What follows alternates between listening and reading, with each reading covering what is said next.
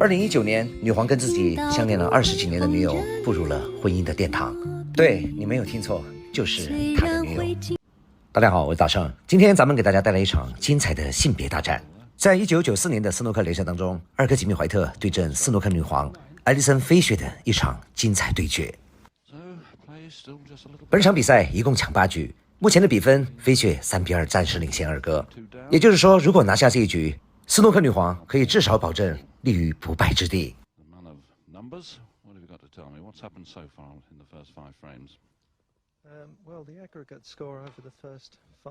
一杆精准的长推进攻，女皇再次获得了上手的机会。在大家欣赏精彩比赛的同时，大神就给大家介绍一下这位斯诺克台坛的传奇女皇艾丽森飞雪。1994年的斯诺克联赛，艾丽森飞雪是唯一一位受邀的女子选手，这对于世台联来说，已经是为飞雪大大的开了绿灯。但是这些对于飞雪来说，远远的还不够，因为飞雪的目标只有一个，那就是以职业球员的身份与男子选手公平公正的同台竞技，参与男子选手正常的职业联赛，包括世锦赛。但是当年飞雪提出来的这些要求却遭到了世台联的拒绝。但是在当时的女子斯诺克台坛，只有飞雪才能体会到什么叫无敌是多么的寂寞。出生于1968年的她比皇帝大了1岁，但是论女子斯诺克的统治力，皇帝却难以望其项背。从1988年到1994年，飞雪囊括了所有女子斯诺克比赛的所有冠军，包括7次女子世锦赛的冠军。在遭到世台联的拒绝之后，所以说1994年就成了女皇艾丽森飞雪在整个斯诺克界的绝唱。当然，牛逼的人物到了哪里都是牛逼的。1995年，飞雪只身赴美，开启了自己在女子花式撞球界的另一段传奇人生。就在飞雪参加女子花式职业撞球的当年，便拿下了5个巡回赛的冠军，以及当年女子花式撞球世锦赛的冠军。1996年便抢下女子花式撞球世界排名第1的头衔，从而震惊了整个美国花式撞球界。大圣想说的是，你这不是去比赛，而是去抢别人的饭碗。不过对比飞雪的事业来说，女皇的爱情才更为传奇，这个咱们留到待会儿再说，先看精彩的比赛。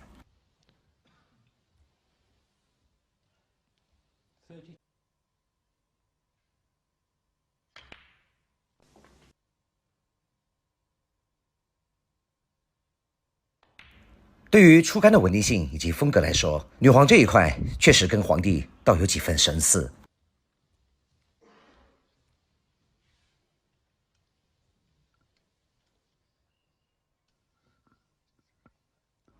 气质这一块一直拿捏得死死的。红球进攻没有打进，二哥又获得了上场的机会。这一局二哥能实现翻盘吗？其实对于男子职业斯诺克选手来说，跟女子选手比赛确实是一件非常尴尬的事儿。赢了嘛是必须的，别人也会说你胜之不武。要是输了就有点尴尬了，别人会说连个女孩子都打不过，还打个毛线。还记得前几年的威尔士公开赛，莫菲对阵新任女皇埃文斯的比赛，莫菲3-0领先，硬是被场下的观众起哄，被女皇追到3-3平，差点输掉了比赛。对于观众来说，同情弱者，这个咱们也可以理解。哦，看一下二哥的超级薄球，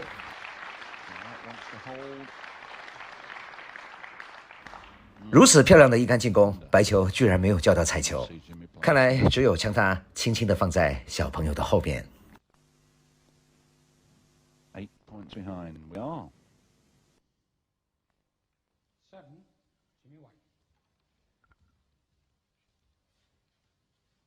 1994年也是二哥最伤心的一年，原因嘛，你们都懂得。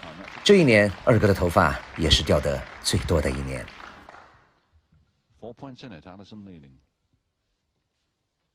看看女皇这气质，待会儿再对比一下她的爱情，我就想问问上帝，你真的公平吗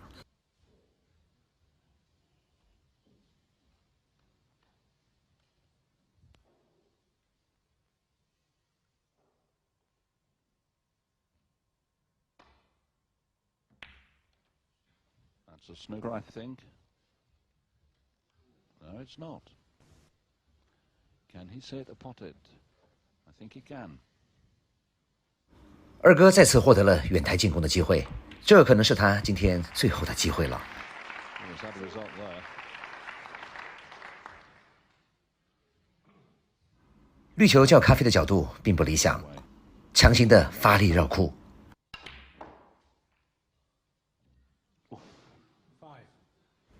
碰上斯诺克女皇飞雪，看来二哥也被女皇的气质拿捏得死死的，根本不在状态。 In the lead.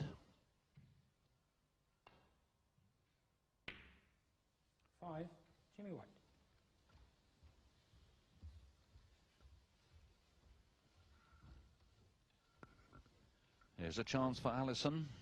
This will cut into the corner. I think she's got to go for it. Both players now wanting the brown, blue and the pink. 面对长台的薄球，女皇没有犹豫，一击中地。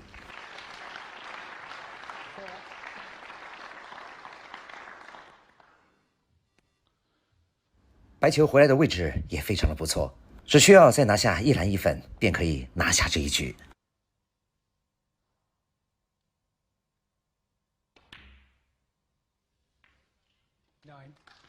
Yes. Had to hold a nerve on that shot. And the pink to follow will clinch it.